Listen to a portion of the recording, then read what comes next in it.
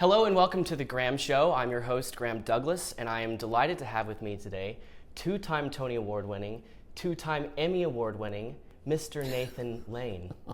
Welcome to the show, Nathan. Well, thank you. You grew up in New Jersey, and at what point did you come to realize that the theater was the community that you wanted to spend the rest of your life in? Well, I had an older brother, Dan, who would take me to the theater. He got me interested in the theater in the first place. When he was in college, he got me involved in a play they were doing because they needed a kid, a little boy, to be in the play, and he sort of volunteered my services. He was the one, my brother Dan, who got me interested and then took me to the theater. I don't know why. Maybe he sensed something.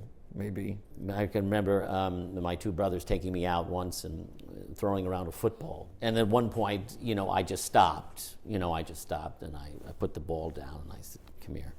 And I said to them, "Listen, I am not a sportsman." So and then maybe that led to him taking me to the theater. They felt a need to find you an outlet. Well, I think that, because my father, it's a long story, but he died when I was 11, and he wasn't really sort of present as a father in that sense, and so I think maybe to a certain degree they were trying to fill in. Did you guys come into New York often? Yeah. I mean, considering you were so close? The first show he took me to was black comedy, White Lies, and then he took me to see Butley, and I saw One Flew Over the Cuckoo's Nest off Broadway. I guess it was a traumatic childhood.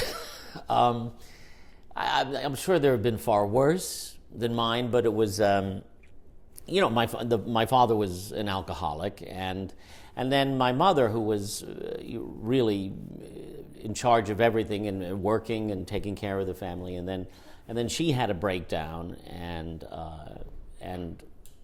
it wasn't diagnosed as such in the beginning, but eventually it was diagnosed as manic depression, or she was bipolar, and eventually she got the right medication. And would you credit the theater with really kind of providing that family energy and the family vibe for you? I wouldn't say it created a family. It was more of an escape. And I wasn't really thinking, this was going to be a profession, something that I went into. So you were approaching it more as a hobby than anything else. Well, it just seemed to be something I took to, and people seemed to enjoy it when I did it, but it wasn't until later that I thought, okay, this is what I'm going to do with my life. It wasn't that worked out, and really until I moved away and lived in New York, and then you have that, as many young people do, come to New York and to escape their own families and create their own life. You ended up attempting to go to college for theater in Philadelphia. I received a drama scholarship to St. Joseph's College in Philadelphia. When I went into the financial officers, and he said, there's more money that needs to be paid. At that point, there were so many loans and whatnot. But it was upsetting to me, and I went out and had a long talk with my brother Dan, and he was the one who said to me, "Well, you don't have to go to college this minute. You could take off and work for a year, and then go and earn some money and put it away." And I don't think he was expecting me to say, "Okay." I said, "Okay, that's what I'll do. Let's go."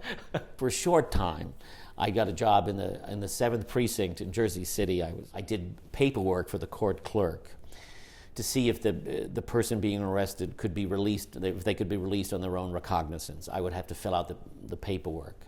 I was a bail interviewer.